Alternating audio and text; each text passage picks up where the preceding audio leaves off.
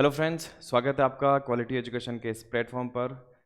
आज के इस वीडियो में मैं एक नई सीरीज शुरू कर रहा हूं। हम जो डेली टेस्ट लेते हैं एसआई के सिलेबस पर आधारित, वो कंप्लीट जो डेली टेस्ट होता है 20 प्रश्नों का, वो एक नई सीरीज में लेकर आ रहा हूं।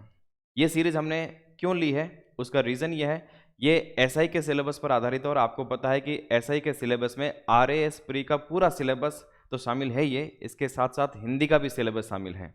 तो इन 20 प्रश्नों में आपके धीरे धीरे सारे सब्जेक्ट कवर हो जाएंगे। यानी कि अगर आरएस प्री का सिलेबस इतना बड़ा है, उसमें लगभग सारे सब्जेक्ट कवर हो जाता है। इसमें आपकी India GK, Rajasthan GK, science है, मैथ्स है, रीजनिंग है, करंट अफेयर्स है, ये सारी की सारी चीज़ें इसमें कवर हो जाएगी। साथ में हिंदी भी कवर हो जाएगी। हम रोज के 20 प्रश्न लेंगे। ये 20 प्रश्न वही हैं जो आपको डेली क्वालिटी एजुकेशन ऐप पर मिलते हैं। और ये जो टेस्ट सीरीज है, 20 प्रश्नों की टेस्ट सीरीज, मैं जो नए साथी जुड़े हैं उनको भी बता देता हूं, ये 20 प्रश्नों की टेस्ट सीरीज सबके लिए बिल्कुल हमने निःशुल्क रख रखी है। अब तक लगभग 125 टेस्ट इस पर अपलोड हो चुके हैं। 125 का मतलब है लगभग 2500 सवाल आपके लिए बिल्कुल निःशुल्क पड़े हैं क्वालिटी एजुकेशन ऐप पर। आप रोज 20 प्रश्नों का टेस्ट दे सकते हैं। और इन 20 प्रश्नों का शेड्यूल क्या रहेगा, किस टॉपिक पर ये 20 प्रश्न होंगे, वो टॉपिक भी आपको एक दिन पहले ही क्वालिटी एजुकेशन के टेलीग्राम चैनल पर मिल जाता है। क्वालिटी एजुकेशन के हमने 2 टेलीग्राम चैनल बना रखे हैं, आपको स्क्रीन पे दोनों के नाम दिख जाएंगे। उन दोनों को चैनल को भी आप ज्वाइन कर सकते हैं, आपको शेड्यूल मिल जाएगा और वो डेली टेस्ट आप कर सकते हैं। उसमें आप सबकी एक शिकायत थी कि इसमें व्याख्या नहीं है। व्याख्या हमने जानबूझकर नहीं दी क्योंकि वो फ्री का कंटेंट था। हमने बाकी सारे टेस्ट में व्याख्या दे रखी है। हालांकि मैं देखता हूं, हमने सारे टेस्ट लगभग 2500 प्रश्न फ्री के दे रखे हैं, लेकिन मैं देखता हूं कि 40,000 कैंडिडेट जो हैं क्वालिटी एजुकेशन ऐप पर जुड़े हैं, लेकिन 1500 से 2000 लोग ऐसे हैं जो इन टेस्ट को देते हैं, बाकी टेस्ट नहीं देते हैं। शायद इसका रीज़न ये हो सकता है कि आप फ्री की कदर नहीं कर रहे हैं। देखो, फ्री टेस्ट दिया जा रहा है, अगर कोई कैंडिडेट्स इनको भी अच्छे से सोल्व करे 2500 सवालों को, तो भी अपनी तैयारी का लेवल बहुत बढ़ा सकता है। इसलिए मैं आप सभी को सुझाव दूंगा, आज का ये वीडियो देखना, आप देखना ये सवाल कितने इंपॉर्टेंट है, इनसे जुड़े हुए कितने सवाल आपके एग्जाम में पूछे जा सकते हैं। और सिर्फ इन 20 सवालों में आपको हिंदी के सवाल मिल जाएंगे, इन 20 सवालों में आपको राजस्थान जी के सवाल मिलेंगे, हिस्ट्री के सवाल यहाँ पर आज रहेंगे, पॉलिटी के सवाल रहेंगे, रीजनिंग के, और लास्ट में हम करंट अफेयर्स के सवाल भी देखेंगे। तो लगभग 6 सब्जेक्ट के सवाल आपको इसमें मिल जाएंगे इस एक ही टेस्ट में। इसीलिए मैंने इसको चूज किया कि सारे सब्जेक्ट इसमें कवर हो जाएंगे, सारे के सारे सब्जेक्ट इसमें हम कवर करेंगे। तो ये वीडियो बहुत इंपॉर्टेंट होने वाला है। डिटेल्ड सॉल्यूशन के साथ मैं बताऊंगा, तो एक सवाल के साथ कई सवाल आपके कवर हो जाएंगे। ठीक है, तो शुरू करते हैं। सबसे पहले हिंदी का सवाल दे रखा, क्वेश्चन नंबर 1, स्वर संधि के कितने भेद होते हैं। बिल्कुल सिंपल सा सवाल, पहला सवाल है और बहुत सिंपल सा सवाल रखा हुआ है। ठीक है, लेकिन कई बार हम जल्दबाजी में इस सवाल को भी गलत कर देते हैं। हम संधि के भेद यहां पर लिख देते हैं। संधि के 3 भेद होते हैं। हम जानते हैं संधि 3 प्रकार की होती है, स्वर संधि, व्यंजन संधि और विसर्ग संधि। हालांकि यहां तो कोई 3 ऑप्शन में लिखा नहीं है, यहां पर पूछा जा रहा है स्वर संधि के कितने भेद होते हैं। देखो, संधि के 3 भेद, स्वर, व्यंजन और विसर्ग। अब स्वर संधि के भी 5 भेद होते हैं, तो इसका सही आंसर हो जाएगा ऑप्शन सी, 5 भेद। आप मुझे फटाफट बताइए वो 5 भेद कौन कौन से हैं। मैं यहां पर लिखता हूं। एक चीज बता देता हूं, ये वीडियो रिकॉर्डेड वीडियो है, लेकिन प्रीमियर किया गया है। आप लाइव चैट जरूर कर सकते हैं। आपके चैटिंग मैं पढ़ रहा हूं, लेकिन मैं लाइव के तौर पर नहीं पढ़ रहा हूं, लेकिन आप चैटिंग जरूर कीजिए। 5 भेद कौन कौन से हैं मुझे आप फटाफट कमेंट में लिखकर बताइए। सबसे पहला दीर्घ संधि, उसके बाद दूसरा गुण संधि, इसके बाद तीसरा वृद्धि संधि, इसके बाद चौथा यण संधि और 5वां अयादी संधि।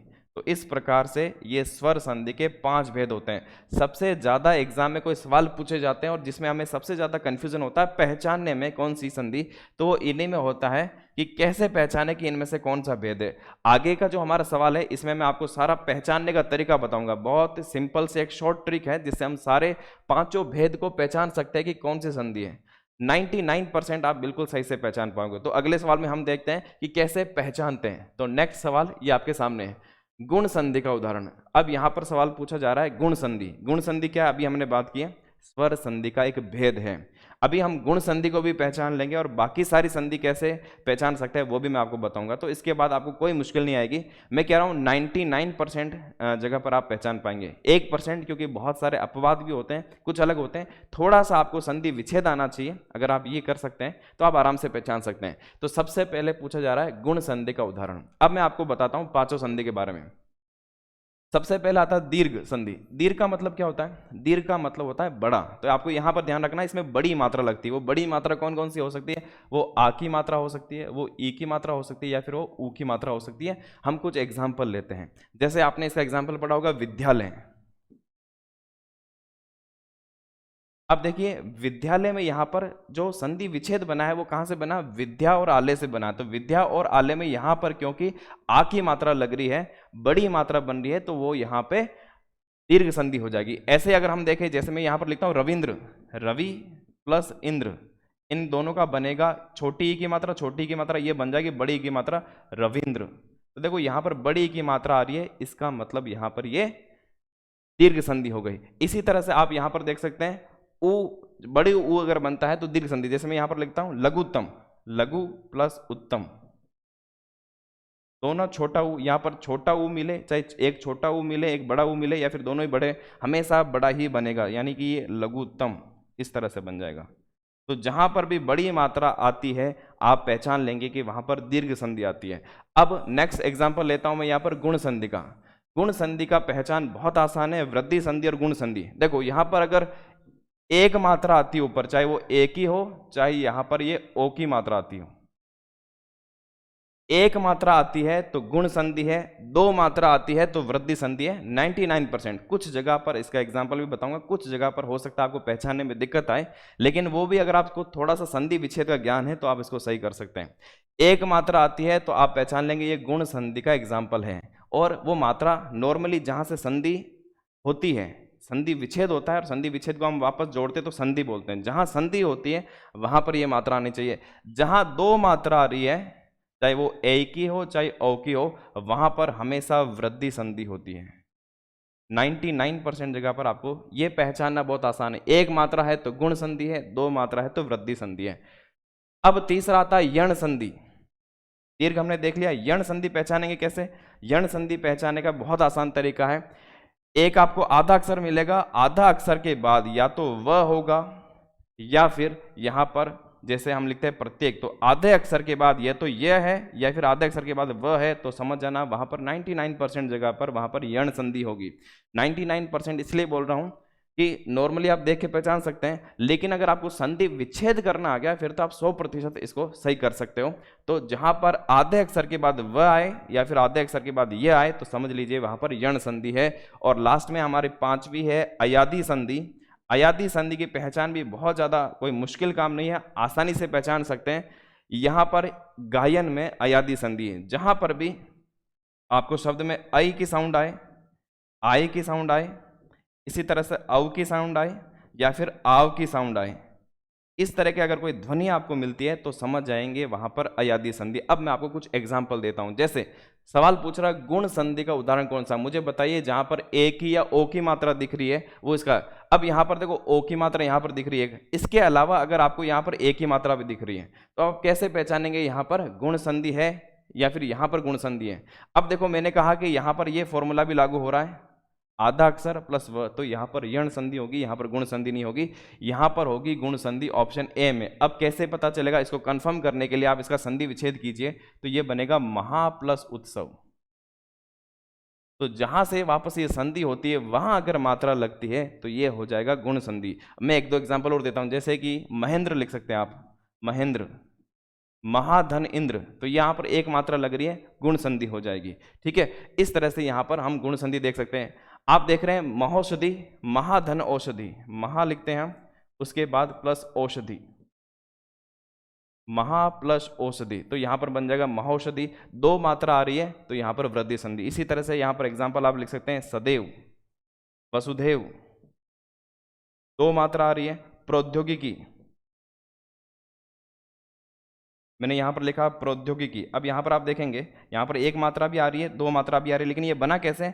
प्र प्लस औद्योगिकी से बना है, प्र प्लस औद्योगिक, अ और ओ मिलकर औ की मात्रा बन रही है, इसका मतलब यहाँ पर दो मात्रा यहाँ संधि होने से बन रही है, इसका मतलब यहाँ पर ये वृद्धि संधि हो जाएगी। मैंने आपको यण संधि के बारे में बताया, कुछ एग्जाम्पल मैं यहाँ पर लिखता हूँ यण संधि के। देखो यहाँ पर मैंने एग्जाम्पल लिखा प्रत्येक। अब यण संधि को थोड़ा सा समझ लेना, हम क्योंकि डिटेल में नहीं पढ़ रहे, मैं आपको डिटेल में नहीं पढ़ा रहा हूँ, मैं बस पहचानने का तरीका बता रहा हूँ। तो यहाँ से जहाँ पर भी आधा अक्षर और ये आता है, यहाँ पर यण संधि होती है और वहीं से संधि होगी। अब देखो संधि कैसे होगी, जो आधा अक्षर है उस पर एक ही मात्रा लग जाती है और या यहाँ पर हो जाएगा ए, तो प्रति प्लस एक ये बन जाएगा। जब ई और ए जुड़ेगा तो यह बन जाता है, तो वो बन जाएगा प्रत्येक।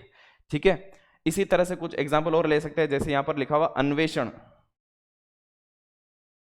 अब जब व आता है तब हमें क्या करना है, जहां पर भी व आएगा, यह आता है तो ई की मात्रा लगती है और जैसे ही व आता है तब ऊ की मात्रा लगती है, तो आगे आधे अक्षर पर ऊ की मात्रा लग जाएगी और यहाँ पर हो जाएगा अनुधन एषण, तो ये बन जाएगा अन्वेषण।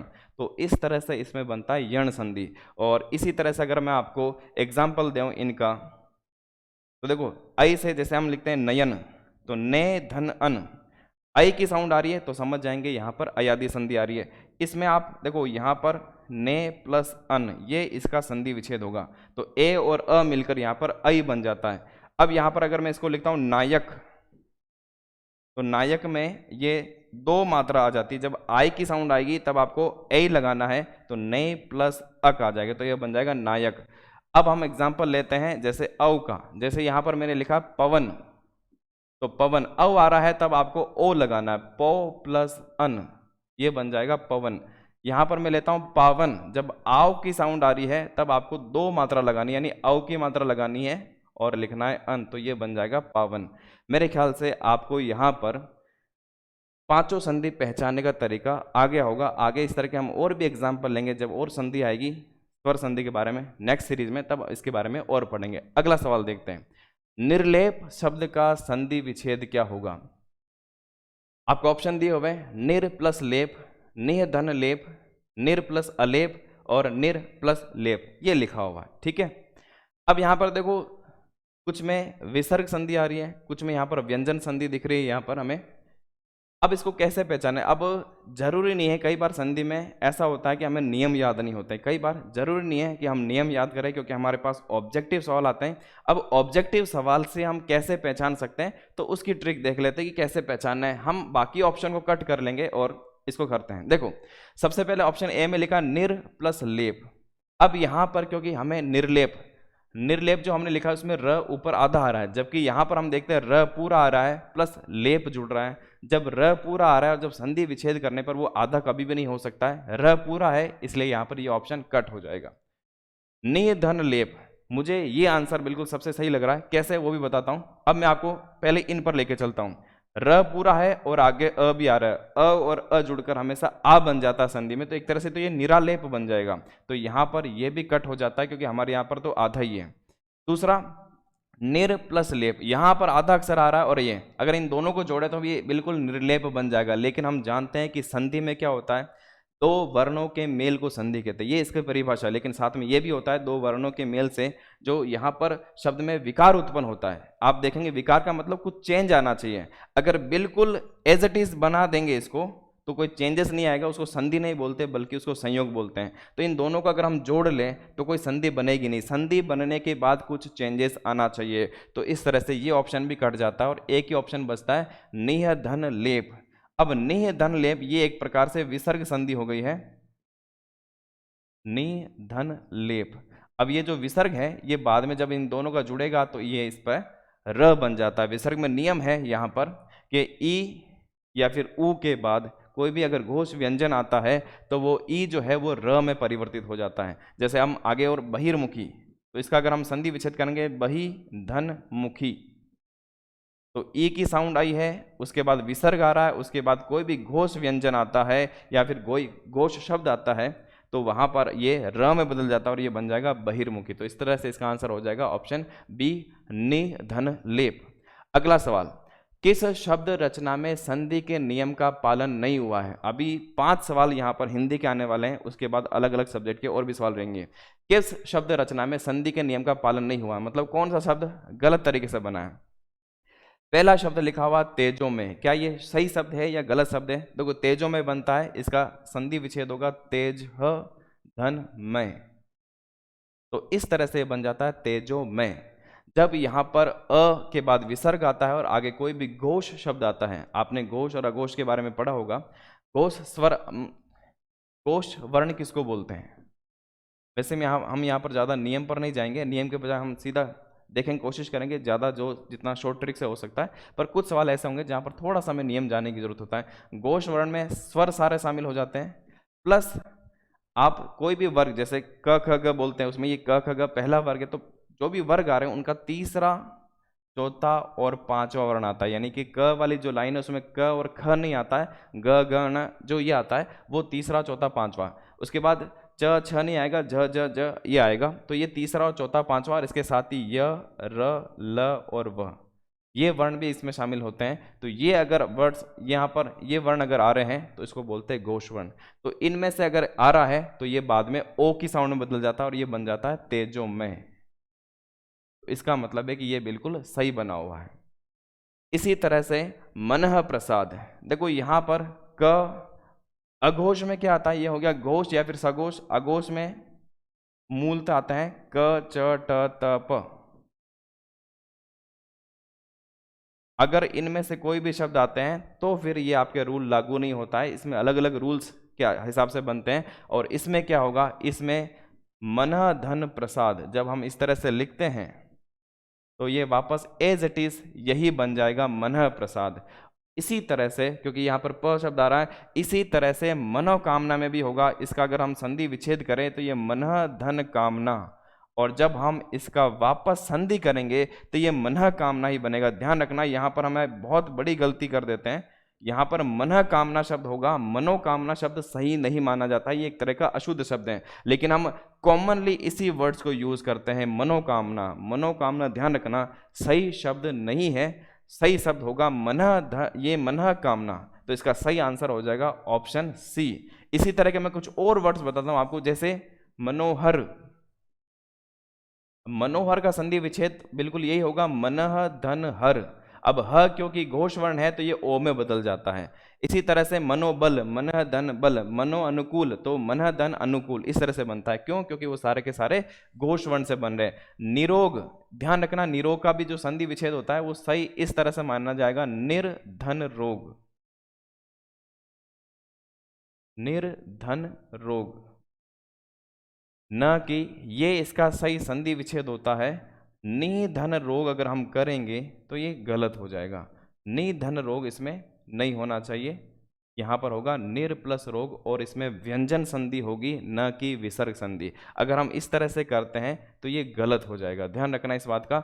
यहाँ पर व्यंजन संधि में अगर हलंत के बाद वापस र आ रहा तो ये बड़ी मात्रा में परिवर्तन हो जाता है, ठीक है। तो जैसे ही ई की मात्रा हो चाहे ऊ की मात्रा हो, तो यहाँ पर जैसे दु धन राज, तो यहाँ पर विसर्ग के बाद र आ रहा है तो ये बड़ी मात्रा में बन जाएगा, और दू राज, ये ई और ऊ की साउंड में ये रूल्स लागू होता है। तो ध्यान रखना यहाँ पर इस तरह से बनेगा। तो अब चलते हैं नेक्स्ट सवाल पर। ये सवाल बिल्कुल इसी तरह का आया, विसर्ग संधि का। आशीर्वाद शब्द का सही संधि विच्छेद क्या है? अब हम इसको सीधा कर लेते हैं। आशीर प्लस वाद, र पूरा आ रहा है जबकि यहाँ पर र आधा दिख रहा है, इसलिए ये ऑप्शन तो वैसे ही कट हो जाता है। ये तो वर्ड ही गलत लिखा हुआ, आरशी प्लस वाद, तो यहाँ पर ये भी गलत हो गया। इसके बाद हम देखते हैं दो वर्ड लिखे हुए, आशी धनवाद और आशीर धनवाद, ये तो सीधा सीधा इसी का वापस तोड़ के बना दिया गया, तो यहाँ पर ये भी कट हो जाता है। सीधा इसका आंसर बनता है आशी धनवाद। अभी मैंने बताया कि ई के बाद ई हो, चाहे बड़ी ई की मात्रा हो, चाहे ऊ के बाद अगर विसर्ग आए और बाद में कोई भी घोष वर्ण आता है तो ये जो विसर्ग है वो र में बदल जाता है, तो आधे र में बदलेगा, तो इसका सही आंसर हो जाएगा आशीर्वाद। एक दो एग्जाम्पल और देता हूं, जैसे आयु धन वेद, ऊ के बाद यहाँ पर घोष वर्ण आ रहा तो ये विसर्ग र में बदल कर क्या हो जाएगा, आयुर्वेद। अभी हमने बताया था बहिर्मुखी, बहि धनमुखी, ये बन जाएगा बहिर्मुखी। क्लियर है? अब हम चलते हैं यहाँ पर राजस्थान जीके के आपके पास सवाल दिख रहे हैं। निम्न कथनों में से कौन सा कथन चीरवा शिलालेख के बारे में सही है? चार कथन आपको दे रखे हैं, ऑप्शन आपके सामने, फटाफट आप आंसर करिए। पहला कथन दे रखा है, ये 1273 ईस्वी में संस्कृत भाषा में उत्कीर्ण है, चीरवा शिलालेख के बारे में। क्या ये कथन सही है? फटाफट इसका जवाब दीजिए। रत्न प्रभु सूरी इसके प्रशस्तिकार थे, इसके शिल्पी देहलन थे, अग्निकुंड से उत्पन्न राजपूतों का इसमें उल्लेख है। चार कथन दे रखे, कौन सा कथन सही है थोड़ा सा हम देखते हैं। देखो चीरवा शिलालेख कहाँ पर मिलता है, थोड़ा सा इसके बारे में एक्स्ट्रा जानकारी। उदयपुर के पास चीरवा नामक गांव है, वहां पर ये शिलालेख मिला था, इसलिए इसको चीरवा शिलालेख नाम है इसका, उदयपुर के पास। ठीक है, तो एक तो ये फैक्ट्स, ये उदयपुर के पास, उदयपुर से लगभग 8-9 किलोमीटर दूर गांव है चीरवा, वहां पर मिलता है। संस्कृत भाषा में यहाँ पर उत्कीर्ण है 1273 ईस्वी में। बिल्कुल ये 1273 ईस्वी में यहाँ पर ये शिलालेख मिला था और संस्कृत के लगभग इसमें 51 श्लोक मिलते हैं। तो 51 श्लोक संस्कृत भाषा में, तो ये पहला कथन यहाँ पर बिल्कुल सही हो जाता है। दूसरा यहाँ पर लिखा गया रत्न प्रभ सूरी इसके प्रशस्तिकार्थ है। बिल्कुल ये कथन भी बिल्कुल सही है। रत्न प्रभ सूरी प्लस पार्श्वचंद्र, इनके शिष्य थे पार्श्वचंद्र रत्न प्रभु सूरी के, इन दोनों के द्वारा ये दोनों ही इनके प्रशस्तिकार थे। और जो शिल्पी थे, जो इनको लिखने वाले थे, वो थे शिल्पी देल्हण। तो यहाँ पर ये कथन भी सही है, ये भी सही है, ये भी सही है। अब देखते हैं चौथा कथन। अग्निकुंड से उत्पन्न राजपूतों का इसमें उल्लेख है। आपने पढ़ा होगा ये कहानी कि अग्निकुंड से 4 राजपूत जातियों का यहाँ पर परमार, प्रतिहार, चालुक्य और चौहान, इनका उद्भव होता है। क्या ये भी इस शिलालेख में लिखा है? नहीं। हम जानते हैं ये जो लिखा हुआ है वो चंद्रप्रदाय द्वारा लिखित पृथ्वीराज रासों में इसका उल्लेख मिलता है, इसमें नहीं मिलता है। इसका मतलब ये कथन यहाँ से गलत हो जाता है। तो पहला, दूसरा, तीसरा, 1, 2 और 3, ऑप्शन बी इसका राइट आंसर है। कोई डाउट है तो मुझे फटाफट आप कमेंट में लिख सकते हैं। नेक्स्ट सवाल देखते हैं। वह कौन सा अभिलेख है जो महाराणा कुंभा के लेखन पर प्रकाश डालता है? महाराणा कुंभा के लेखन पर प्रकाश डालता है, ये वाला सवाल। देखो बहुत इंपॉर्टेंट सवाल है। एक सवाल से ही हम बहुत सारे सवालों का और डिस्कस कर रहे हैं। ये इनमें से कोई भी सवाल आपके एग्जाम में आ सकते हैं और ये सारे के सारे सवाल आपको ऐप पे निःशुल्क मिल जाएंगे। मैं आपको फिर कहूँगा, आप सभी को ज़्यादा से ज़्यादा जो डेली टेस्ट चल रहे हैं, हर रोज आपको 20 प्रश्न मिलते हैं, उनको जरूर सोल्व करना चाहिए। कौन सा अभिलेख है जो महाराणा कुंभा के लेखन पर प्रकाश डालता है? कुंभलगढ़ शिलालेख, कीर्ति स्तंभ प्रशस्ति, जगन्नाथ राय प्रशस्ति या राज प्रशस्ति? 4 ऑप्शन सामने आपके, फटाफट जवाब दीजिए। तो यहाँ पर कई कैंडिडेट्स में डाउट हो सकता है कि इसका आंसर कुंभलगढ़ शिलालेख, क्योंकि मैंने देखा है कुछ साइट्स पर भी ऐसा था जहाँ पर कुंभलगढ़ शिलालेख भी, मैंने इसका जब रिसर्च किया तो पता चला कुंभलगढ़ शिलालेख भी आंसर दे रखा, जबकि ये सही नहीं है। इसके बाद मैंने बहुत सारी बुक्स में भी इसको वापस से देखा तो बहुत सारी बुक्स में इसका सही आंसर मिलता है कीर्ति स्तंभ प्रशस्ति, जहां पर महाराणा कुंभा द्वारा बहुत सारे जो रचित ग्रंथ है उसका उल्लेख हमें कीर्ति स्तंभ प्रशस्ति में मिलता है। कुंभलगढ़ शिलालेख में उनके युद्धों के बारे में, उनके जो भी निर्माण कार्य करवाए उनके बारे में उल्लेख मिलता है, लेकिन ज़्यादा उल्लेख यहाँ पर नहीं मिलता है। हालांकि कुछ 1-2 साइट्स पर ऐसा है। बुक्स में जब मैंने ऑथेंटिक बुक्स के बारे में, इसके बारे में वापस विस्तार से पढ़ा तो यहाँ पर ज़्यादा इसका उल्लेख यहाँ पर नहीं मिलता है। इसका सही उत्तर होगा कीर्ति स्तंभ प्रशस्ति। ये कुंभलगढ़ शिलालेख कहाँ पर बना हुआ है? तो जो कुंभलगढ़ दुर्ग है उस दुर्ग में कुंभ श्याम मंदिर पर, ये दरवाजे पर ये कुंभलगढ़ शिलालेख लिखा हुआ है। कीर्ति स्तंभ प्रशस्ति कहाँ पर है? तो कीर्ति स्तंभ नाम से ही पता चल रहा है। कीर्ति स्तंभ के जो 5वीं मंजिल है यहाँ पर ये उत्कीर्ण क्या हुआ है? कीर्ति स्तंभ प्रशस्ति। ये जो गुजरात और मालवा की विजय हुई थी, संयुक्त सेना आई थी, उन पर विजय हुई थी महाराणा कुंभा की, उस विजय के उपलक्ष्य में कीर्ति स्तंभ प्रशस्ति लिखी हुई है। और इसमें महाराणा कुंभा के जो भी ग्रंथ है, जैसे चंडी शतक है, संगीत राजसार है, गीत गोविंद पर जो टीका लिखी थी, उनके बारे में विस्तार से उल्लेख मिलता है इस कीर्ति स्तंभ प्रशस्ति में। तो सही राइट आंसर हो जाएगा कीर्ति स्तंभ प्रशस्ति। इन दोनों के बारे में बात कर लेते हैं। आप जानते होंगे जगन्नाथ राय शिलालेख जो कि 1652 ईस्वी का है, ये भी उदयपुर में ही मिलता है जगन्नाथ मंदिर पर। और महाराणा जगत सिंह के बारे में यहाँ पर उल्लेख मिलता है, उनके युद्ध के बारे में, उनके कुछ कार्यों के बारे में यहाँ पर उल्लेख मिलता है, वहाँ के सामाजिक धार्मिक जीवन के बारे में भी। राज प्रशस्ति, इससे काफी बार एग्जाम में सवाल पूछा गया। विश्व की सबसे बड़ी प्रशस्ति मानी जाती है ये राज प्रशस्ति, विश्व का सबसे बड़ा शिलालेख, जहाँ पर राजसमंद झील पर, राजसमंद जिले में आता है, राजसमंद झील पर जो 9 चौकीपाल हैं वहाँ पर ये 25 शिलालेख, 25 जो शिला हो वहाँ पर ये सारा का सारा प्रशस्ति लिखी हुई है। नेक्स्ट क्वेश्चन देखते हैं। निम्न में से कौन से सिक्के मेवाड़ रियासत में प्रचलित है? मेवाड़ रियासत की बात कर रहे हैं। हर राज्य था, हर राज्य के अपने अपने सिक्के होते हैं, अपने अपने सिक्के चलाए जाते हैं। तो मेवाड़ राज्य के यहाँ पर सिक्के पूछ रहे हैं। तो स्वरूपशाही है, चांदोड़ी है, शाह आलमी है या फिर उक्त सभी, उपरोक्त सभी? तो क्या आंसर है? कई बार हम देखते हैं हम उपरोक्त सभी लगाते सीधा आंसर ऑप्शन लगाते थे डी। जरूरी नहीं कि हर बार यही सही हो, हालांकि इस सवाल में सही आंसर यही है डी, उपरोक्त सभी। ये सारे के सारे सिक्के मेवाड़ रियासत में प्रचलित थे। स्वरूपशाही महाराजा स्वरूप सिंह ने चलाया था। चांदोड़ी सिक्का भी वहाँ प्रचलित था। चांदोड़ी सिक्का नॉर्मली चांदी का ही सिक्का होता था, लेकिन कुछ चांदी की स्वर्ण मोहरें थी, उनको भी चांदोड़ी ही नाम दिया गया था। शाह आलमी, ये मुगल सम्राट शाह आलम के नाम पर इसका नाम शाह आलमी रखा गया। तो ये सारे के सारे सिक्के मेवाड़ में। इसके अलावा फतेहशाही नाम से भी आपको मिलेंगे, फतेहशाही, भोपाल शाही, महाराजा भोपाल सिंह उनके नाम से भोपाल शाही आपको मिल जाएगा, चित्तौड़ी नाम से मिल जाएगा। ठीक है, तो इस तरह के सारे सिक्के आपको मेवाड़। एक सवाल और पूछा जाता है एलची सिक्के, सिक्का एलची, अकबर के काल में ये मेवाड़ में प्रचलित था सिक्का एलची नाम से। तो ये भी एक खास तौर पर आप ध्यान रखना, क्योंकि एग्जाम में ये सवाल पूछा जाता है। एक सवाल और एग्जाम में पूछा जाता है, सिक्कों के अध्ययन को क्या कहा जाता है। तो ये भी आप नोट कर सकते हैं, बहुत ही इंपॉर्टेंट सवाल है। न्यूमिस्मेटिक्स, सिक्कों के अध्ययन को जो विधि होती है उसको क्या कहा जाता है। तो ये आप नोट कर सकते हैं, न्यूमिस्मेटिक्स कहा जाता है सिक्कों के अध्ययन की विधि को। क्लियर। नेक्स्ट सवाल देखते हैं, यहां पर भी सिक्कों से जुड़ा हुआ सवाल है। रियासतों और वहां पर प्रचलित सिक्कों का कौन सा युग्म असंगत है। जो असंगत है हमें वो पहचानना है। पहला लिखा हुआ अखे शाही सिक्के जैसलमेर। क्या अखे शाही सिक्के जैसलमेर? बिल्कुल, अगर आपने थोड़ा सा जैसलमेर का इतिहास पढ़ा हो तो अखेराज सिंह उनके नाम से अखे शाही सिक्के चलते थे। इसका मतलब ये तो संगत है, ये सही है। भीमशाही सिक्के जोधपुर, बिल्कुल ये भी सही है, भीमशाही जोधपुर में चलते थे, ये भी सही है। अब लिखा हुआ आगे ऑप्शन सी में झाड़शाही झालावाड़, डी में लिखा हुआ रावशाही अलवर। बिल्कुल अलवर का भी बिल्कुल सही है, रावशाही अलवर, लेकिन जो झाड़शाही लिखा हुआ है ये संगत नहीं है। झाड़शाही झालावाड़ में नहीं बल्कि जयपुर में प्रचलित थे। ये सिक्के जयपुर में प्रचलित है। झाड़शाही नाम क्यों पड़ा? क्योंकि इन सिक्कों पर झाड़ का चित्र बना हुआ था, 6 टहनियों का झाड़, एक झाड़ी पौधे का, तो वहां पर 6 टहनियों वाला झाड़ यहाँ पर था, तो इसका नाम पड़ गया झाड़शाही। झालावाड़ में झाड़शाही नहीं था। अब आप मुझे बता दीजिए झालावाड़ में कौन से सिक्के प्रचलित हैं। तो वहां पर प्रचलित है मदनशाही, मदन पाल के नाम से ये मदनशाही सिक्के वहां पर प्रचलित थे। ये भी आपको ध्यान में होना चाहिए। क्लियर।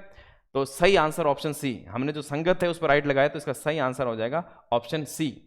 नेक्स्ट क्वेश्चन देखते हैं, क्वेश्चन नंबर 10। 19वीं शताब्दी का प्रथम इतिहासकार जिसने राजस्थान की सामंतवादी व्यवस्था के बारे में लिखा वह कौन था? राजस्थान की सामंतवादी फ्यूडलिज्म सिस्टम, ब्रिटेन में भी फ्यूडल सिस्टम मौजूद था, लेकिन पहली बार कर्नल जेम्स टोड यहाँ पर राजस्थान की सामंतवादी व्यवस्था के बारे में लिखते हैं। और ब्रिटेन की सामंतवादी व्यवस्था से किस प्रकार की ये सामंतवादी व्यवस्था अलग है, तो इसके बारे में डिटेल में जो हमें बताया है वो कर्नल जेम्स टोड के बारे में आपने खूब पढ़ा होगा, क्योंकि जो हम राजस्थान का इतिहास पढ़ते हैं अधिकांश इतिहास जो है वो कर्नल जेम्स टोड के द्वारा ही लिखा गया, इसलिए इनको राजस्थान के इतिहास का भीष्म पितामह भी कहा जाता है। ध्यान रखना, कुछ फैक्ट्स हो सकता है जो आप काफ़ी टाइम से तैयारी कर रहे हैं वो साथी इन सबको पता होगा। राजस्थान के इतिहास का भीष्म पितामह किसको कहा जाता है? कर्नल जेम्स टोड को कहा जाता है। अंग्रेज थे लेकिन राजस्थान के इतिहास में बड़ी रुचि थी, सारे राजाओं के पास घूम घूम कर इतिहास की जानकारी लेते थे, है ना, कई राजाओं के साथ। घोड़े वाले बाबा भी इनको कहा जाता है। क्यों कहा जाता है? जहाँ पर भी जाते थे घोड़े पर बैठ कर जाते थे, तो घोड़े वाला बाबा भी इनको कहा जाता है। ये अलग अलग रियासतों में पॉलिटिकल एजेंट रह चुके थे अलग अलग। दूसरा एक और सवाल इनके बारे में पूछा जाता है, हमारा जो आज राजस्थान नाम है, पहले इसका नाम राजस्थान नहीं था, बहुत सारी अलग अलग रियासत थी, उनको अलग अलग मेवाड़, मारवाड़, ये सारी जो ढूंढाड़ जो भी रियासत थी, आमेर रियासत, इन सब का अलग अलग नाम था। राजस्थान नाम जो दिया था पहली बार कर्नल जेम्स टोड ने ही दिया था।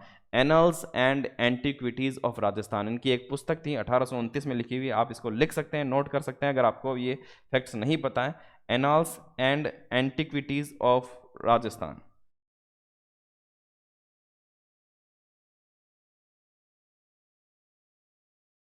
ऑफ राजस्थान, ये इनकी किताब का नाम था, और इसमें पहली बार यहाँ पर राजस्थान शब्द का हमें उल्लेख मिलता है।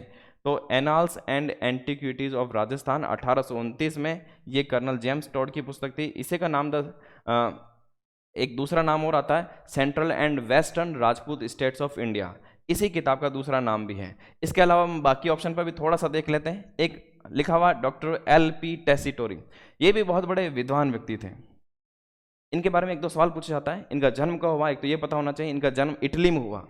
ये ब्रिटेन के नहीं थे, ये इटली के थे, और बहुत ही बड़े विद्वान थे, भाषाओं का बहुत ज्ञान था इनको, लगभग 10 भाषाओं का ज्ञान था। इन 10 में से 6 भाषा तो वो भारतीय भाषा जानते थे। संस्कृत का ज्ञान था, हिंदी का ज्ञान था, राजस्थानी भाषा का ज्ञान था, प्राकृत भाषा का ज्ञान था, इसके अलावा जर्मनी, लैटिन, अंग्रेजी, इन सभी भाषाओं का इनका ज्ञान था। तो भाषाओं का बड़ा ज्ञान था। और राजस्थान में भी ये जहाँ पर भी जाते हैं लोगों से मिलते हैं, लोगों से मिलना, बात करना उनको बड़ा अच्छा लगता, तो लोकल लैंग्वेज में बात करते थे। जैन धर्म में बड़ी आस्था थी इनकी, और रामचरितमानस पर ध्यान देना, मैं क्या बात बता रहा हूँ। एक इटली से आया हुआ व्यक्ति रामचरितमानस पर PhD किया हुए हैं। ये जो डॉक्टर LP टेसीटोरी है, रामचरितमानस पर इन्होंने पीएचडी कर रखी है। रामचरितमानस और रामायण का इटली भाषा में इन्होंने अनुवाद कर रखा है। तो इनसे महाराजा गंगा सिंह भी इनसे बहुत प्रभावित है। तो इन्होंने बीकानेर में ही अपनी कार्यस्थली को चुना, और बीकानेर इनकी कार्यस्थली पूछा जाता है, इनकी कर्मस्थली। जन्म इनका इटली में हुआ, इनकी कर्मस्थली बीकानेर में है, और इनकी समाधि भी बीकानेर में बनी हुई है।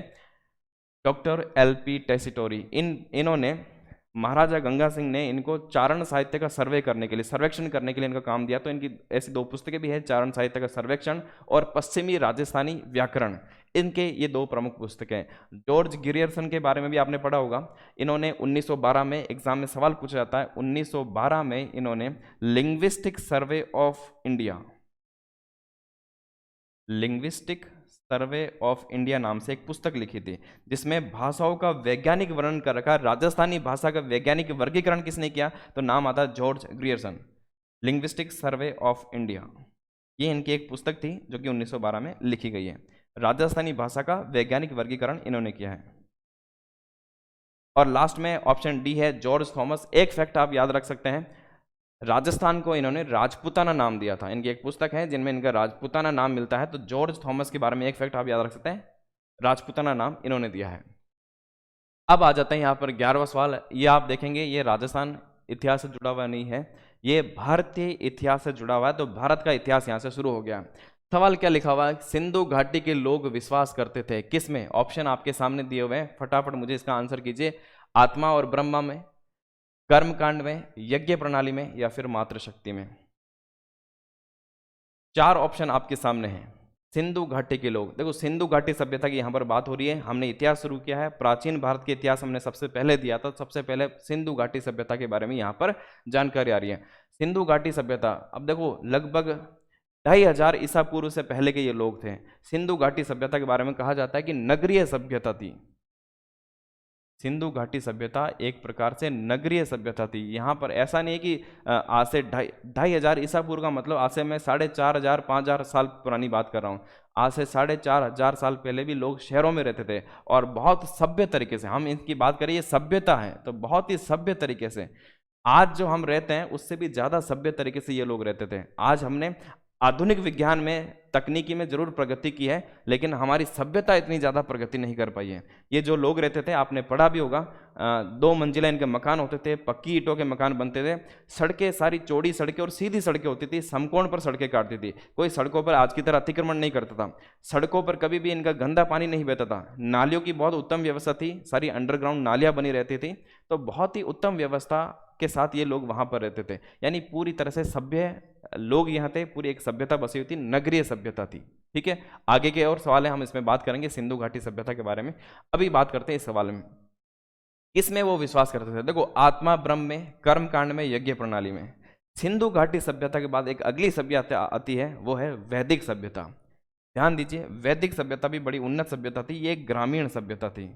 वैदिक सभ्यता में हमें वेदों को उल्लेख मिलता है। जब वेद आते हैं, ऋग्वेद आता है, उसके बाद अथर्ववेद आता है, तो उन वेदों में हमें आत्मा और ब्रह्म का, कर्मकांड, अथर्ववेद में कर्मकांड का जो 4 वेद हैं, ठीक है, सबसे पहले ऋग्वेद, सामवेद, यजुर्वेद और लास्ट में आता है अथर्ववेद। तो हमें आत्मा और ब्रह्म का, इनका उल्लेख हमें वैदिक काल में, वैदिक पीरियड में मिलता है।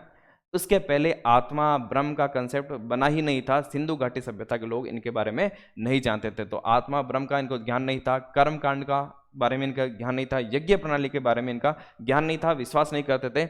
ये विश्वास करते थे मातृशक्ति में। मातृ देवी की पूजा का जो है हमें प्रमाण सिंधु घाटी सभ्यता में मिलता है। मातृ सत्तात्मक समाज था। आज हम बात करते हैं, हम यहाँ पर पितृ सत्तात्मक समाज है। इनका जो समाज था वो मातृ सत्तात्मक था।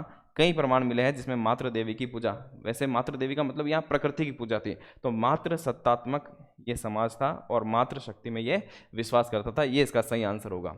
अगला सवाल देखते हैं। स्थापित सिंधु घाटी सभ्यता जिन नदियों के तट पर बसी थी वे थी। 4 आपको यहाँ पर दे रखे हैं, सिंधु, चेनाब, झेलम और गंगा। सिंधु घाटी सभ्यता, अधिकांश आप सभ्यता देखेंगे पुरानी, किसी न किसी नदी के किनारे ही बसी थी। नदी के किनारे ही बसेगी, जहाँ पर उपजाऊ भूमि होगी, पानी की व्यवस्था होगी, वहीं पर कोई भी सभ्यता पनपेगी। तो सिंधु घाटी सभ्यता, देखो नाम से ही पता चल रहा, सिंधु घाटी सभ्यता का नाम किस वजह से पड़ा? सिंधु नदी की वजह से पड़ा। और सिंधु की सहायक नदी आप जानते हैं, चेनाब है, झेलम है, गंगा यहाँ से एक अलग नदी है, इसका यहाँ पर जो भाव क्षेत्र है वो अलग है। तो यहाँ इसका सही आंसर हो जाएगा सिंधु, चेनाब और झेलम। तो 1, 2 और 3, तो इसका सही आंसर होगा ऑप्शन बी। आप जानते हैं जो हम देखते हैं भारत में यहाँ पर सिंधु नदी का उद्गम होकर ये पूरे पाकिस्तान में बहती है। आज का जो पाकिस्तान है, सिंधु घाटी जो सभ्यता था उसका विस्तार कहाँ होता है वो बताता हूँ। तो ये सिंधु नदी, उसके बाद ये यहाँ पर झेलम नदी आ रही है, चेनाब नदी इसमें मिल रही है और आगे इसमें ये सारी नदियाँ मिल रही है। तो झेलम, चेनाब, यहाँ पर सतलज नदी भी आ रही है, रावी नदी भी आकर इसमें मिल रही है। तो इस तरह से ये सारी की सारी नदियाँ यहाँ थी। इस नदियों के आसपास ये पूरी की पूरी सभ्यता यहाँ पर बसी हुई है। इनका विस्तार कहाँ था वो आप यहाँ पर नोट कर सकते हैं, जहाँ से इंपॉर्टेंट सवाल एग्जाम में बनता है। इसको विस्तार को हम इस तरह से समझ लेते हैं। उत्तर में ये आता है मांडा, मांडा नामक स्थान जो कि जम्मू कश्मीर में। देखो सर्वमान्य यही माना जाता है। इसके आगे भी अगर कुछ मिले हैं तो वो बहुत थोड़े स्तर पर मिले, बड़े स्तर पर मुख्यतः ये जो सभ्यता निवास करती थी। तो इसका उत्तर का स्थान मांडा और नीचे दक्षिण का स्थान आप लिखेंगे देमाबाद। ये आप नोट कर लीजिए क्योंकि ये बहुत इंपॉर्टेंट है, देमाबाद जो कि महाराष्ट्र में आएगा। तो उत्तर हो गया, दक्षिण हो गया, ये पश्चिम का हिस्सा है, वो पूर्व का हिस्सा है। तो पूर्व की बात करेंगे तो आता है आलमगीरपुर, आलमगीरपुर।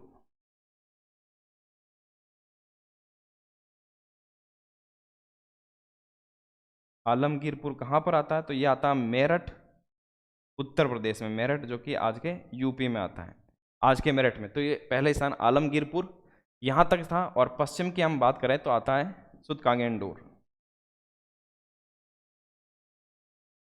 ये कहाँ पर आता है? ये आज के पाकिस्तान में, बलूचिस्तान में आता है। बलूचिस्तान आज के पाकिस्तान में। इसका विस्तार आपको जरूर पता होना चाहिए, ये बहुत बार एग्जाम आया हुआ है, आगे और भी पूछा जा सकता है। सिंधु घाटी जो सभ्यता थी उसका विस्तार मैंने आपको पूरा बता दिया, बहुत बड़े क्षेत्र में ये फैली हुई थी। अब यहाँ पर पॉलिटी के सवाल आ गए हैं। निम्नलिखित में से किस एक अधिनियम के द्वारा भारत में संघीय न्यायालय की स्थापना की गई? संघीय न्यायालय की स्थापना किस अधिनियम के द्वारा की गई ये आपको यहाँ पर बताना। 4 ऑप्शन आपके सामने दिख रहा है। भारत परिषद अधिनियम 1861, भारत सरकार अधिनियम 1909, भारत सरकार अधिनियम 1919 या फिर उपयुक्त में से कोई नहीं। फटाफट इसका जवाब दीजिए, इसका जवाब तो आपको आना चाहिए। संघीय न्यायालय की यानी कि फेडरल कोर्ट की स्थापना किस अधिनियम के तहत हुई है? क्या सही आंसर होगा? ऑप्शन ए, बी, सी या फिर डी? देखो इसका सही आंसर ऑप्शन ए भारत परिषद अधिनियम नहीं है। भारत सरकार अधिनियम 1919, 1909 ये भी नहीं है, 1919 ये भी नहीं। इसका सही आंसर होगा उपयुक्त में से कोई नहीं, क्योंकि ये जो संघीय न्यायालय की व्यवस्था बनी थी, ये व्यवस्था बनी थी 1935 का भारत सरकार अधिनियम था, उसमें ये संघीय न्यायालय की व्यवस्था थी। अब मैं कुछ इंपॉर्टेंट फैक्ट्स इसके बारे में बता देता हूँ कि इनमें से क्या क्या इंपॉर्टेंट हो सकता है, एग्जाम में पूछा जा सकता है।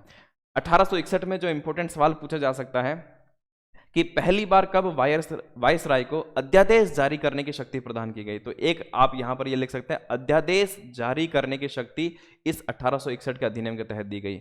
1909 किस लिए फेमस है ये तो आप सब जानते होंगे, इसी को मार्ले मिंटो अधिनियम भी कहा जाता है। और इसी के तहत भारत में पहली बार सांप्रदायिक निर्वाचन की व्यवस्था की गई है। मुसलमानों को पृथक सांप्रदायिक निर्वाचन दिया गया। पृथक सांप्रदायिक निर्वाचन का मतलब क्या होता है? एक फिक्स सीट्स होंगी, वहां पर एक मुस्लिम कैंडिडेट ही खड़ा होगा और वहां पर वोट करने वाले मुस्लिम व्यक्ति ही होंगे, दूसरे लोग उसको वोट नहीं कर सकते हैं। और इसी से माना जाता है कि अंग्रेजों ने भारत में फूट डालो और राज करो की नीति की शुरुआत की थी। तो यहां पर पृथक सांप्रदायिक निर्वाचन, ये आप लिख सकते हैं, पृथक सांप्रदायिक निर्वाचन की शुरुआत यहां से मानी जाती है। अब ये फूट डालो राज करो कैसे, आप थोड़ा सा आप खुद भी समझ सकते हैं कि कोई व्यक्ति, मुस्लिम व्यक्ति ही खड़ा होगा और वोट डालने वाले मुस्लिम व्यक्ति होगा, तो जब चुनाव प्रचार करने जाएंगे, आज आप सोच कर देखिए, जहां से भी कोई मुस्लिम कैंडिडेट खड़ा होता है, चाहे किसी और धर्म का कैंडिडेट खड़ा होता है, उसको सभी लोगों को साथ में लेकर चलना होता है। उनको हिंदू की भी बात करनी पड़ेगी, मुस्लिम की भी बात करनी पड़ेगी, सिख की भी बात करनी पड़ेगी, अनुसूचित जाति जनजाति सबकी बात करनी पड़ेगी। लेकिन ये व्यक्ति जो खड़ा हो रहा है उसको पता है कि मुझे वोट सिर्फ मुस्लिम कैंडिडेट से मिलने वाला है, हिंदू कैंडिडेट से मुझे कोई लेना देना नहीं है, मैं उनकी बुराई भी करूँ तो कोई फर्क नहीं पड़ेगा। तो जब इस तरह की व्यवस्था थी, तो जब कैंडिडेट खड़े होते थे वो ज़्यादातर इस तरह की बातें करते थे। आप देखते हैं कि धर्म के नाम पर ज़्यादा वोट मिल सकते हैं, तो वो धर्म के नाम पर लोगों को भड़काते थे, एक धर्म को बुरा कहते थे, अपने धर्म के अच्छे। तो लोगों में एक तरह से घृणा की, विद्वेष की भावना पैदा हुई और यहीं से फूट डालो राज करो जैसी नीति अंग्रेजों ने शुरू की और यहीं से एक तरह से फूट पड़ती है। अगला है भारत सरकार अधिनियम। यहाँ पर भी सांप्रदायिक निर्वाचन जारी था। ये बढ़ाकर सिखों में, आंग्ल भारतीयों में, और भारतीय ईसाइयों में भी ये शुरू कर दिया गया। लेकिन इसकी जो खास बात आपको ध्यान में रखनी है, जो एग्जाम में पूछा जा सकता है, प्रांतों में द्वैध शासन, ध्यान रखना प्रांतों में बात कर रहा हूं मैं, केंद्र में नहीं। तो द्वैध शासन की शुरुआत होती है,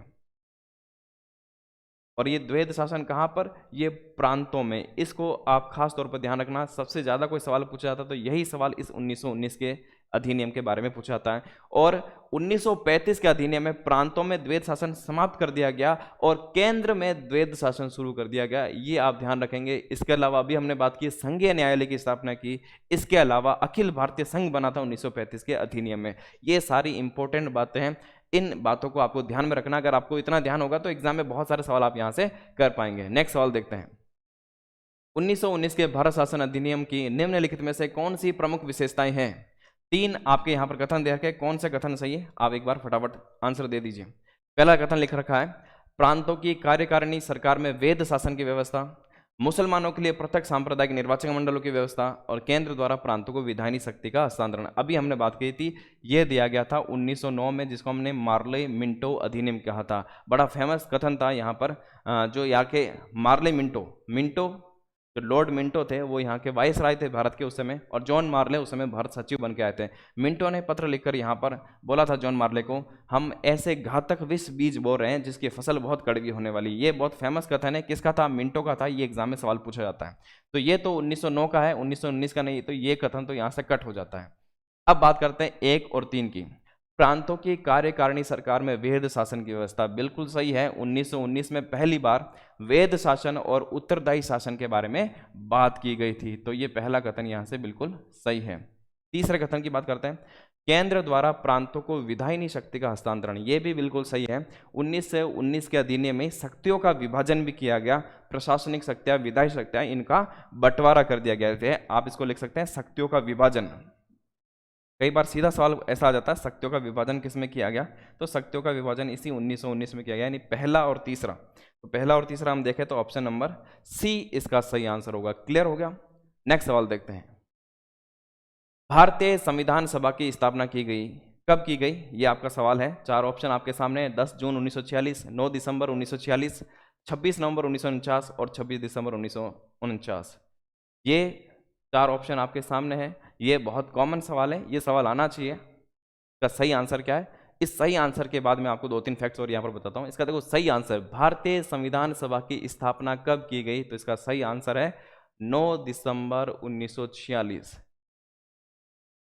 9 दिसंबर 1946 को इसकी शुरुआत होती है, भारतीय संविधान बनना शुरुआत होती है, संविधान सभा बैठती है, और 26 नवंबर 1949 को तो इसकी अंतिम बैठक होती है। अंतिम हस्ताक्षर यहाँ पर हो जाते हैं, यह इसके एक तरह से अंतिम बैठक है। वैसे तो 26 लास्ट जो मानते हैं 26 जनवरी 1950 को जब हमारा संविधान लागू हो जाता है, लेकिन 26 नवंबर 1949 लास्ट दिन है, ये इसका अंतिम दिन था। और जो हम कहते हैं 2 वर्ष 11 माह, 2 साल 11 माह और 18 दिन, आप 9 दिसंबर से लेकर 26 नवंबर को जोड़ेंगे तो 2 साल 11 महीने 18 दिन इनके बीच का टाइम है। तो 9 दिसंबर 1946 को हमारे संविधान सभा की पहली बैठक होती है, और इस पहली बैठक में आप मुझे बताइए कि अस्थायी अध्यक्ष को बनाया जाता है? तो डॉक्टर सच्चिदानंद सिन्हा को अस्थायी अध्यक्ष बनाया जाता है। इसके बाद 11 दिसंबर को दूसरी बैठक होती है, इस बैठक में सिर्फ स्थायी अध्यक्ष को चुना जाता है। और वो स्थायी अध्यक्ष कौन बने थे? तो उनका नाम था डॉक्टर राजेंद्र प्रसाद। और इसके बाद तीसरी बैठक होती है, यहां से भी इंपॉर्टेंट सवाल पूछा जाता है। 13 दिसंबर को तीसरी बैठक होती है, और 13 दिसंबर 1946 को उस तीसरी बैठक से काम शुरू होता है, और पहली बार पंडित जवाहरलाल नेहरू हमारी संविधान का उद्देश्य क्या होना चाहिए, यानी उद्देश्य प्रस्ताव पेश करते हैं। ये सवाल एग्जाम में बहुत बार पूछा जाता है, उद्देश्य प्रस्ताव। और यही उद्देश्य प्रस्ताव क्या होगा? बाद में हमारे संविधान की प्रस्तावना बनी। 13 दिसंबर 1946 को वो प्रस्ताव पेश करते हैं, और 22 जनवरी 1947 को उसको स्वीकार कर लिया जाता है। ये फैक्ट्स आपको ध्यान में रखना है। नेक्स्ट सवाल देखते हैं, क्वेश्चन नंबर 16। अब यहां पर रीजनिंग के सवाल आ गया है। कथन सभी टीचर डॉक्टर है, सभी टीचर डॉक्टर होते हैं क्या? लेकिन ये रीजनिंग का सवाल है, और रीजनिंग में सवाल में मैंने सवाल थोड़ा कम लिखा है, सवाल आपको पहले ही ऐसे मिल जाएगा।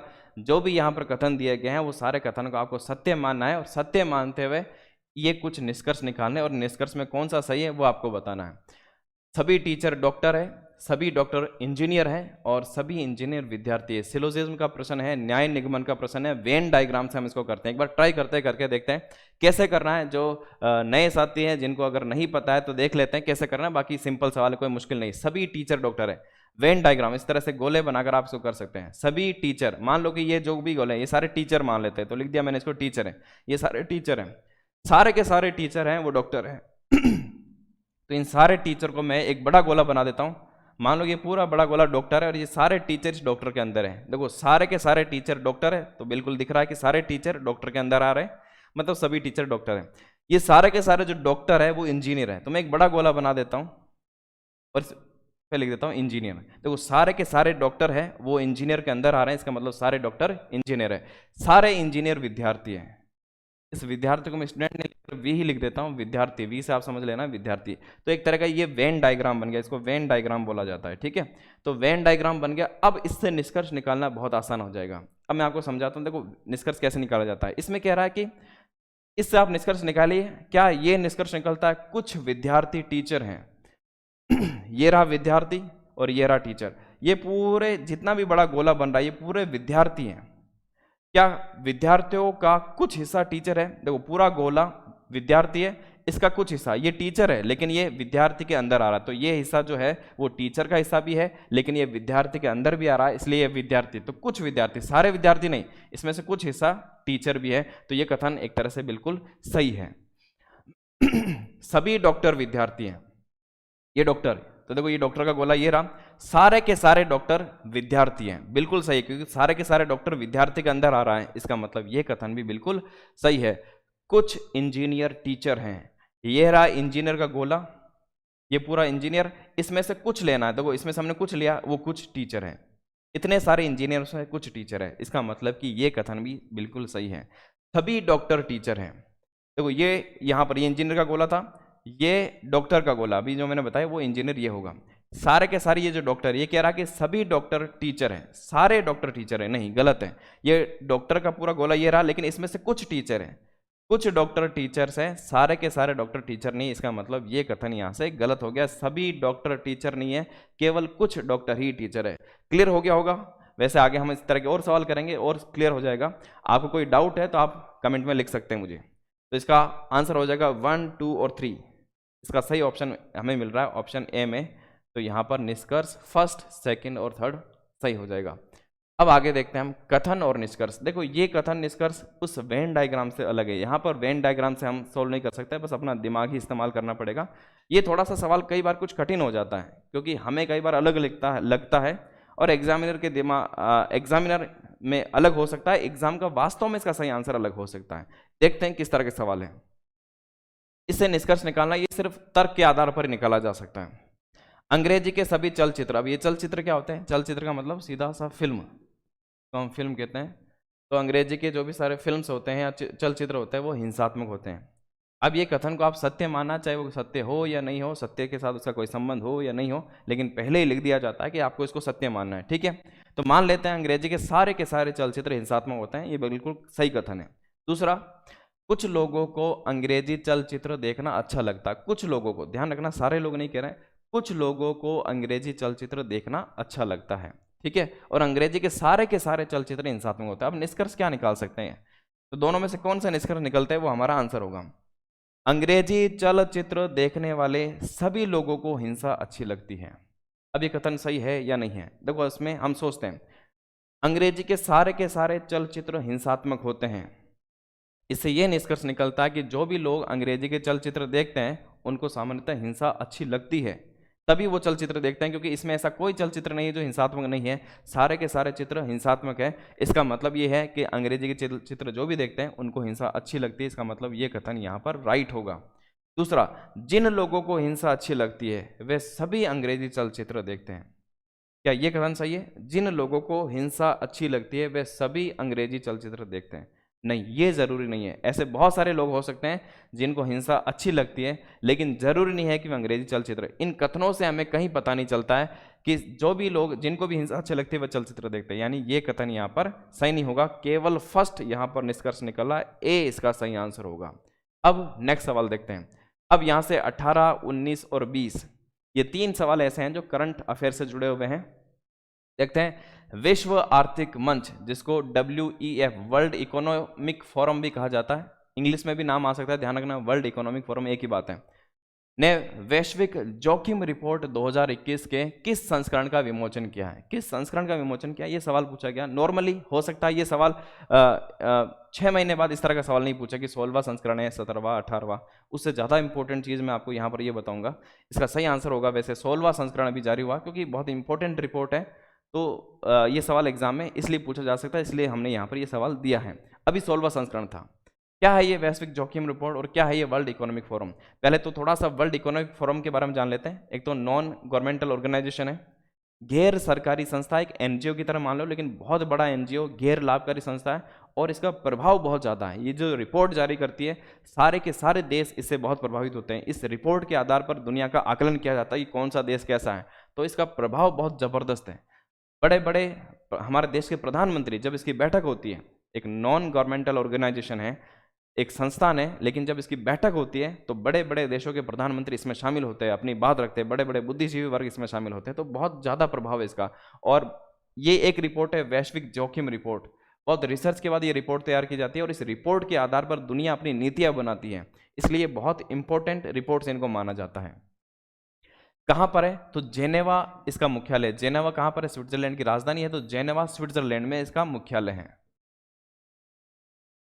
एक तो ये ध्यान रखना, 1987 से इसका नाम वर्ल्ड इकोनॉमिक फोरम है, और बहुत सारी रिपोर्ट, अभी हाल ही में एक रिपोर्ट आई थी, gender gap report, world gender gap report, वैश्विक लैंगिक अंतराल रिपोर्ट। ठीक है, ये रिपोर्ट आई थी। इसमें से एक सवाल पूछा जा सकता है, जिसमें भारत का स्थान 156 देशों में 140।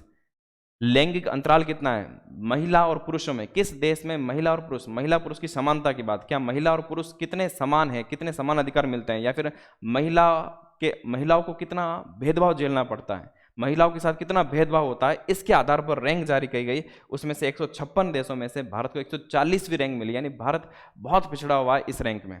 इस तरह की और भी वैश्विक प्रतिस्पर्धा रिपोर्ट जारी करता है, ये वैश्विक IT रिपोर्ट जारी करता है, और इनकी रिपोर्ट को बहुत वैल्यू दी जाती है पूरी दुनिया में।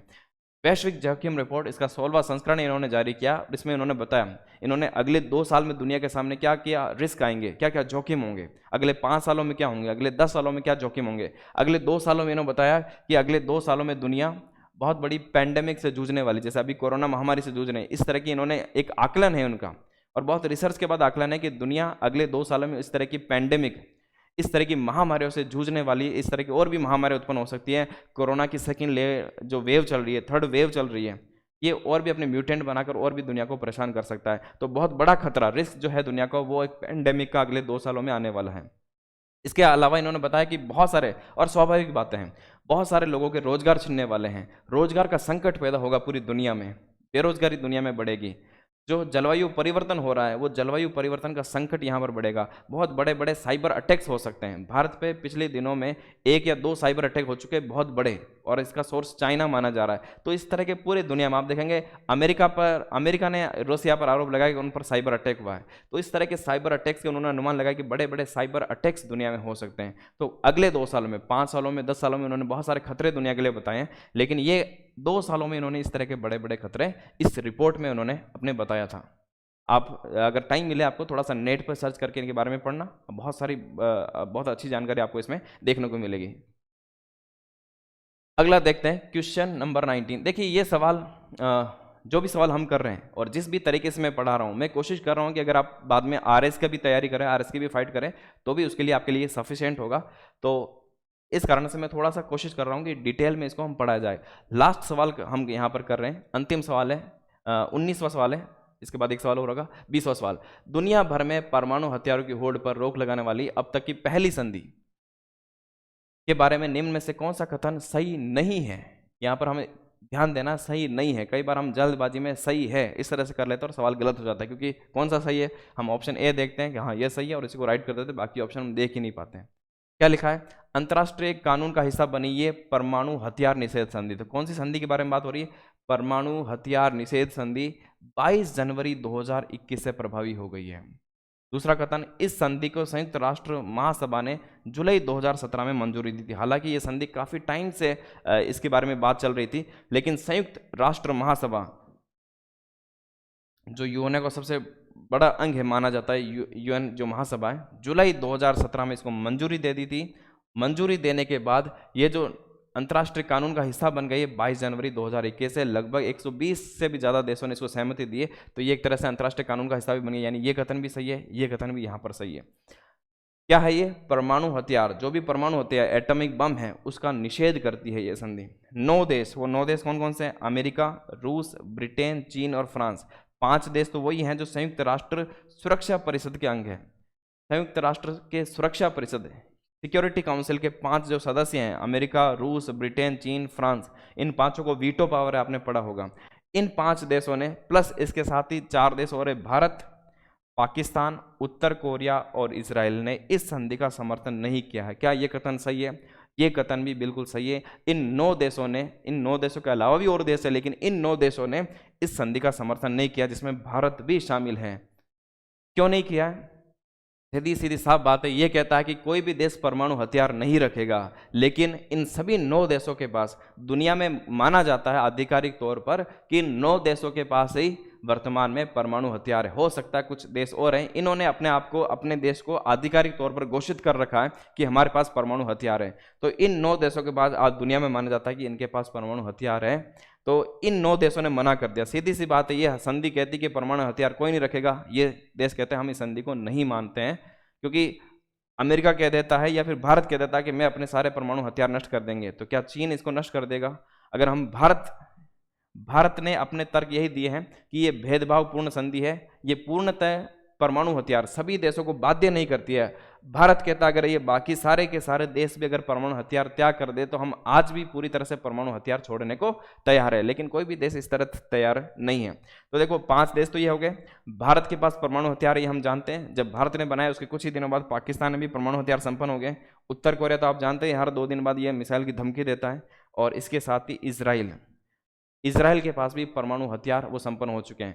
5 देश ऐसे हैं जिनको मान्यता भी एक तरह से मिल रखी है, अमेरिका ने मान्यता दे रखी है। भारत को आज तक अमेरिका ने इसने मान्यता नहीं दी है, एनपीटी में भारत ने साइन नहीं किए। पाकिस्तान, उत्तर कोरिया, इजराइल, इनको माना जाता है इन्होंने अवैध रूप से परमाणु हथियार बना लिए, लेकिन हमने आधिकारिक तौर पर घोषित कर रखा कि हमारे पास परमाणु हथियार है और हम इस संधि को नहीं मानते हैं। 30 राष्ट्रों के नाटो गठबंधन ने भी इस संधि का समर्थन किया है। ध्यान देना, इसमें लिखा हुआ किया है, जबकि इसका सही फैक्ट यह है कि नाटो ने भी मना कर दिया, हम संधि का समर्थन नहीं करते हैं। तो नाटो मुख्य देश तो अमेरिका ही इसमें शामिल है ही है, ब्रिटेन है, फ्रांस है, बहुत सारे देश यूरोप के इसमें शामिल है, तो इन्होंने कहा इसमें समर्थन किया नहीं, ये गलत बात है। 30 राष्ट्रों का जो नाटो गठबंधन है उन्होंने इसका समर्थन नहीं किया है। जापान ने, जहां पर अभी तक दुनिया का एक देश है जापान जिस पर परमाणु हमला हो चुका है, नागासाकी, हिरोशिमा, जापान ने भी इसका समर्थन नहीं किया है। ठीक है, अब लास्ट सवाल पर आते हैं, क्वेश्चन नंबर 20। बड़ा इंटरेस्टिंग सवाल है। ग्लोबल फायर पावर इंडेक्स, किसकी पावर ज़्यादा है यहाँ पर 2021 के संदर्भ में निम्न से कौन सा कथन सही नहीं है? यहाँ पर भी सवाल है कि कौन सा सही नहीं है, करंट अफेयर्स का सवाल है, पता होना चाहिए, पूरे साल भर यही रहने वाला है। अमेरिका की सेना विश्व की सबसे ताकतवर सेना, आपको क्या लगता है अमेरिका की सेना पूरी दुनिया की सबसे ताकतवर सेना है? मिलिट्री फोर्स सबसे पावरफुल किसकी है? तो ग्लोबल फायर पावर इंडेक्स क्या कहता है, हमें तो ये देखना है। हाल ही में एक रिपोर्ट आई है इसके, ये ग्लोबल फायर पावर इंडेक्स आई थी, इसके बाद एक मिलिट्री डायरेक्ट की एक संस्था है उसकी भी रिपोर्ट आई थी, उसने कहा था कि दुनिया की सबसे शक्तिशाली सेना चाइना के पास है, उसकी रिपोर्ट कुछ अलग बताती है। पर ध्यान देना, मैं मिलिट्री डायरेक्ट की बात नहीं कर रहा हूँ, मैं ग्लोबल फायर पावर इंडेक्स की बात कर रहा हूँ। उसके अनुसार सबसे पावरफुल सेना अमेरिका के पास है। अमेरिका का सैन्य बजट भी बहुत बड़ा है। जो टॉप 10 कंट्री आते हैं जिनके पास सबसे ज़्यादा बजट है, उसमें अगर आप देखें तो अमेरिका का बजट एक तरफ और बाकी के जो दूसरे देश हैं उन 9 कंट्री उनका बजट एक तरफ, फिर भी वो अमेरिका की बराबरी नहीं कर पाते हैं। अमेरिका का सैन्य बजट बहुत बहुत बड़ा है। लेकिन ये जो मिलिट्री डायरेक्ट, एक रिपोर्ट और बता देता हूँ मैं आपको, मिलिट्री डायरेक्ट एक संस्था है, उसने भी जारी की है एक रैंकिंग। उसने चाइना को ये बताया है कि अमेरिका को पछाड़ते हुए चाइना की जो सेना है वो सबसे पावरफुल हो गई है। और उसका तर्क ये था कि आज चाइना के पास अमेरिका से भी ज़्यादा पावरफुल नौसेना है, और जिसके पास सबसे ज़्यादा नौसेना पावरफुल है वो पावरफुल, पूरी मिलिट्री उसकी पावरफुल होगी, उसकी पूरी सेना ज़्यादा पावरफुल होगी। ये बात सही है, चाइना के पास अमेरिका से भी ज़्यादा पावरफुल नौसेना मौजूद है, और इस वजह से चाइना यहाँ पर लीड ले लेता है। हालांकि ग्लोबल फायर पावर इंडेक्स ने अमेरिका को पहले नंबर पर रखा है, तभी तो आप देख रहे हैं कि चाइना आजकल अमेरिका की धमकी से डरता नहीं है, जबकि पहले जब अमेरिका आंखें दिखाता तो सारे देश डरते थे, आज चाइना भी वापस आंखें दिखाना शुरू कर दिया है। रूस को इस सूची में दूसरे स्थान पर और चीन को तीसरे स्थान पर रखा गया, बिल्कुल सही है। अमेरिका पहले नंबर पर, रूस दूसरे नंबर पर, चीन तीसरे नंबर पर, यह कथन भी सही है। ग्लोबल फायर पावर इंडेक्स 2021 में टॉप 15 देशों में पाकिस्तान एकमात्र देश है जिसने रैंकिंग में सुधार किया, बिल्कुल सही है। बाकी हमेशा पहले, दूसरे, तीसरे, चौथे नंबर पर वही रहने वाला है, लेकिन एक पाकिस्तान एकमात्र देश है जिसने टॉप 15 देशों में सुधार किया और पहली बार पाकिस्तान टॉप 10 रैंक में आ गया है। इसके पहले पाकिस्तान कभी भी टॉप 10 रैंक में नहीं था, 15वें स्थान पर था। 15वें स्थान से सीधा के सीधा वो 10वें स्थान पर आ गया। बहुत बड़ा उछाल पाकिस्तान ने लिया। भूखे मर रहा है पाकिस्तान, स्थिति यह है, लेकिन अपने सैन्य बजट उसका बहुत बड़ा है। आज भारत चौथे नंबर पर आता है, ध्यान देना, भारत इसमें चौथे नंबर पर है, पाकिस्तान 10वें नंबर पर आता है। इसराइल देखोगे तो इसराइल को भी उसने पछाड़ दिया, इसराइल है, कनाडा है, ये बड़े बड़े जिसने पछाड़ कर पाकिस्तान आगे आ गया है। और लास्ट लिखा हुआ इस सूचकांक में भारत को जापान के बाद 5वां स्थान, नहीं 5वां स्थान नहीं है भारत का, भारत का 4th रैंक यहां पर दी गई। भारत चौथे स्थान पर है, जापान 5वें स्थान पर, जापान 5वें स्थान पर है, 6ठे स्थान पर यहां पर साउथ कोरिया है, ठीक है। और उसके बाद ब्रिटेन और फ्रांस यहाँ पर ये आते हैं, तो ये यहाँ पर गलत है। इसका मतलब हमारा डी हमारा आंसर हो जाएगा, क्योंकि ये कथन गलत है। कौन सा कथन सही नहीं है, तो डी इसका सही आंसर होगा। ध्यान देना, एक दूसरी संस्था वो है मिलिट्री डायरेक्ट, उसने चीन को पहले नंबर बताया और अमेरिका को दूसरे नंबर पर बता दिया। उसके बाद तीसरे नंबर पर रसिया और चौथे नंबर पर उसने भारत को वहाँ पर भी चौथे नंबर पर रखा। तो ये सारे के सारे सवाल थे। मेरे ख्याल से वीडियो बहुत बड़ा हो गया, लेकिन इसको हमने डिटेल में एक्सप्लेनेशन भी किया है। आपने जिसने भी पूरा वीडियो देखा है, आप मेरे ख्याल से आपको बहुत सारी चीज़ें समझ में आई होगी। ये वीडियो कैसा लगा, इस वीडियो सीरीज को हमें कंटिन्यू रखना चाहिए या नहीं है, क्या ये आपके लिए इंपॉर्टेंट है, ये सारी बातें आप मुझे कमेंट में लिखकर बताएंगे। अगर आपको अच्छा लगेगा, ज़्यादा से ज़्यादा लोग इसको पसंद करेंगे, तो हम इसको और कंटिन्यू करेंगे। थैंक यू, नेक्स्ट वीडियो में फिर मिलते हैं।